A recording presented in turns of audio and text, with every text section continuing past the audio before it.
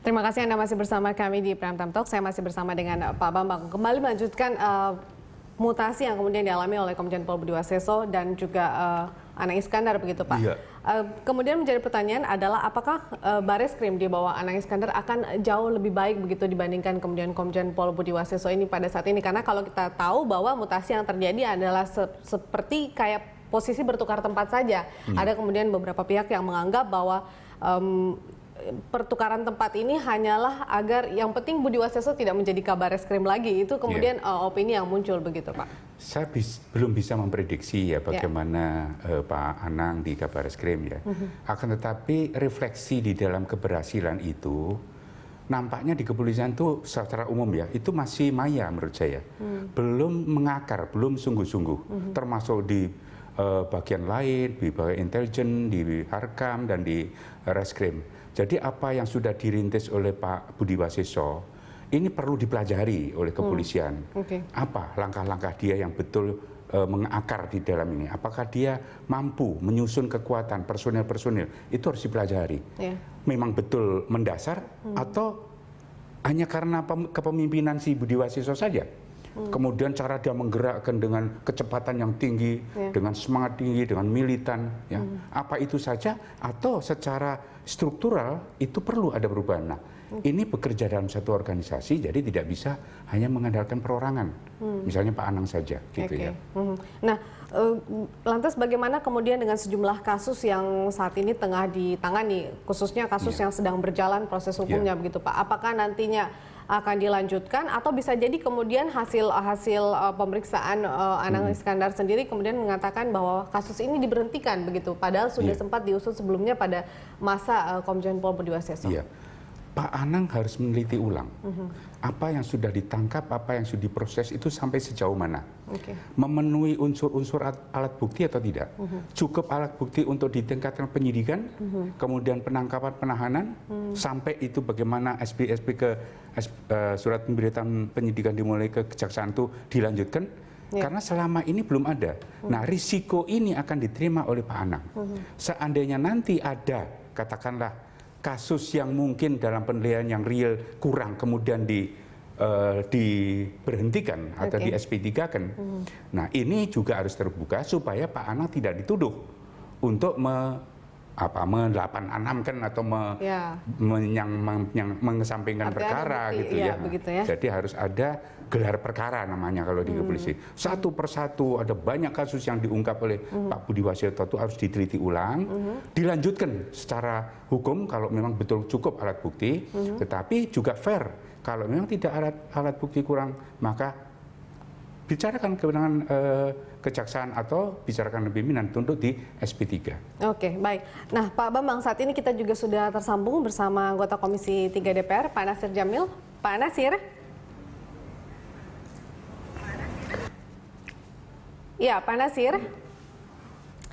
Iya, kita akan berupaya kembali menghubungi Pak Nasir. Iya, baik. Pak Nasir bersama kami ini melalui... Oke, baik. Pak Nasir sudah bergabung bersama kami. Pak Nasir, kita membahas mengenai mutasi yang kemudian dialami oleh Komjen Pol Budi Waseso dari Kabareskrim menjadi Kepala BNN. Tanggapan Anda sendiri bagaimana, Pak? Iya, tentu saja masyarakat dan publik tentu bertanya, apakah pergantian Kabareskrim Budi Waseso ke BNN karena langkah-langkah penegakan hukum yang selama ini dia lakukan. Apakah ada pihak-pihak yang resah, ya, yang gelisah, ya? Anda melihatnya kemudian terkait dengan langkah-langkah penegakan hukum yang dilakukan oleh Budi Waseso. Ya, bisa jadi seperti itu, ya, bisa jadi seperti itu. Jadi memang kalau memang ada pihak yang merasa dirugikan, maka tentu dia bisa mengadukan secara prosedur kepada Mabes Polri, ya, bahwa tindakan Kabareskrim tersebut ya menyalahi prosedur, bahkan ada ditunggangi oleh kepentingan-kepentingan tertentu, misalnya seperti itu. Jadi saya pikir di institusi sebesar atau sekelas Mabes Polri itu punya SOP, punya SOP dia. Jadi kalau kemudian pergerakan di luar SOP, itu tanggung jawab Kapolri untuk menertibkan dan mengevaluasi langkah-langkah tersebut. Baik. Jadi ini kan kesannya mendadak ya, kesannya mendadak, ada apa gitu loh.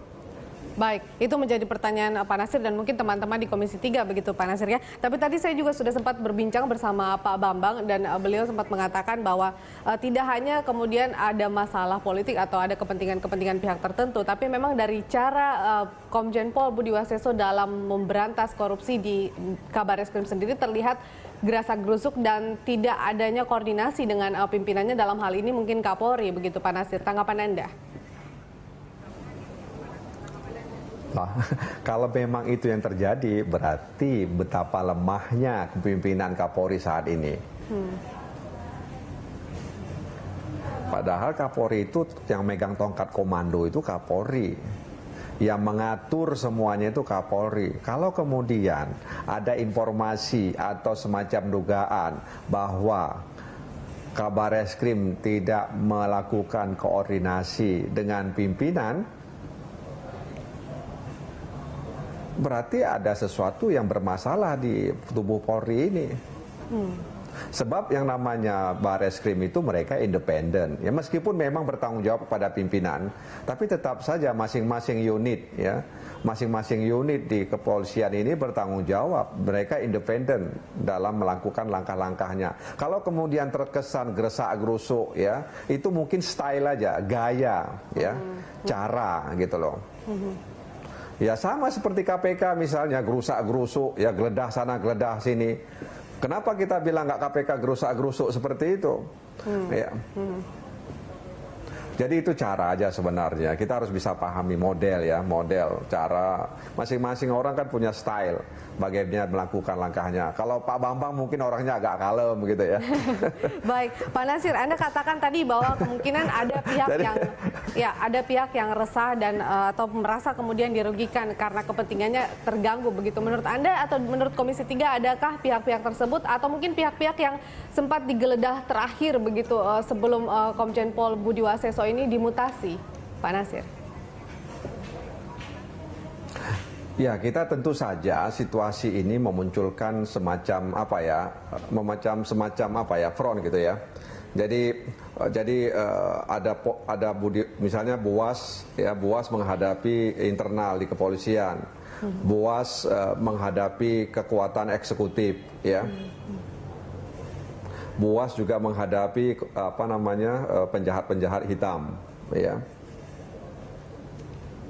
Jadi menurut saya memang kalau memang langkah-langkah BUAS itu ya dinilai bisa mengembalikan kepercayaan masyarakat kepada kepolisian, seharusnya Kabareskrim BUAS itu tetap dipertahankan.